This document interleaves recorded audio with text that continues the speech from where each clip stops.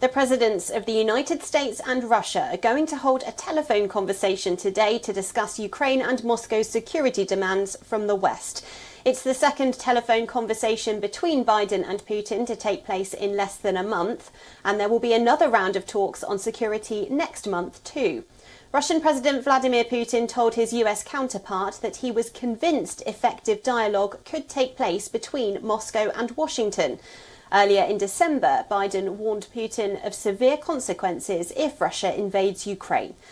The National Security Council spokesperson of the US has confirmed that the Biden administration will continue to engage in extensive diplomacy with European allies and partners regarding Russia's military build-up along the border with Ukraine.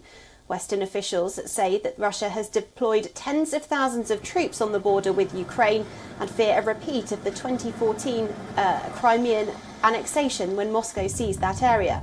In an effort to defuse tensions, senior US and Russian officials plan to meet on January the 10th in Geneva. According to senior US officials, Biden will offer a diplomatic path forward on the Ukraine crisis.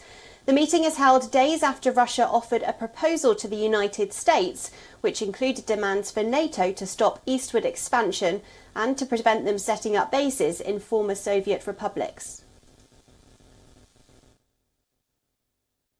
Так, могу сообщить, что 10 января в Женеве планируются переговоры в формате межведомственной делегации России и США под руководством, я имею в виду российскую делегацию, заместителя министра иностранных дел нашей страны Сергея Рябкова и первого заместителя, речь идет уже о американской стороне, госсекретаря Уэнди Шерман.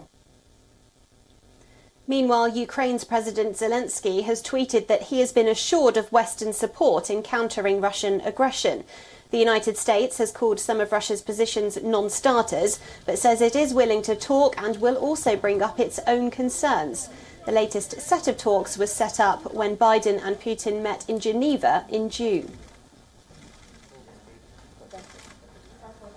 And I hope that our meeting will be productive. В ходе переговоров будем добиваться от американской стороны предоставления твердых правовых гарантий безопасности Российской Федерации, а именно не продвижение НАТО на восток и не размещение угрожающих России систем вооружений у рубежов нашей страны. On Wednesday, US Secretary of State Antony Blinken and Ukrainian President Vladimir Zelensky spoke on the phone. Blinken separately spoke to his counterparts from Britain, France and Germany. A US State Department spokesperson said that Western foreign ministers affirmed the consensus among allies and partners to impose massive consequences and severe costs on Russia for its actions.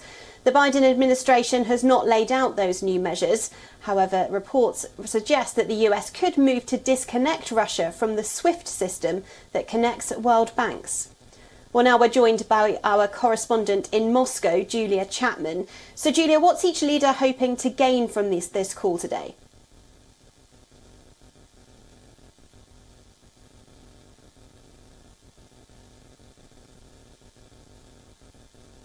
According to the Kremlin, and that involved writing all of their demands down in two wish lists, one for NATO and one specifically for the United States. And they contain some pretty ambitious proposals, some very unrealistic ones from the point of view of the West, about stopping NATO expansion, stopping NATO drills in Eastern European countries that border Russia, and promising to not station any offensive weapons in those countries either.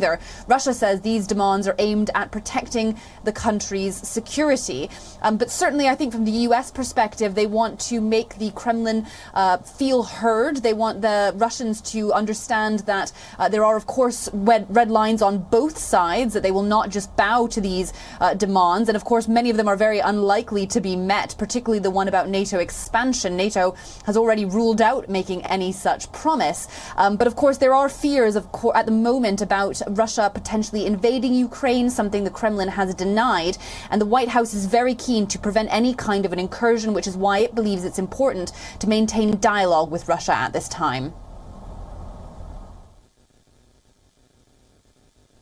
So, Julia, how high are the stakes then for these upcoming security talks?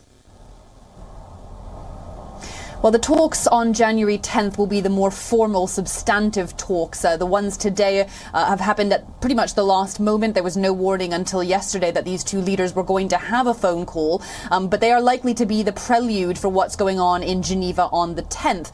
And certainly that will be when the negotiations get down to serious business, talking through the various points that Russia is demanding and seeing if there is any room for compromise, as the Kremlin says it wants. And if that doesn't work, there are serious concerns that Russia could invade Ukraine. I reiterate, Russia says it has no intention of doing so, but US intelligence suggests that there is a substantial military buildup on the Ukrainian border, and Russian officials have talked about the word retaliation if these security demands aren't met.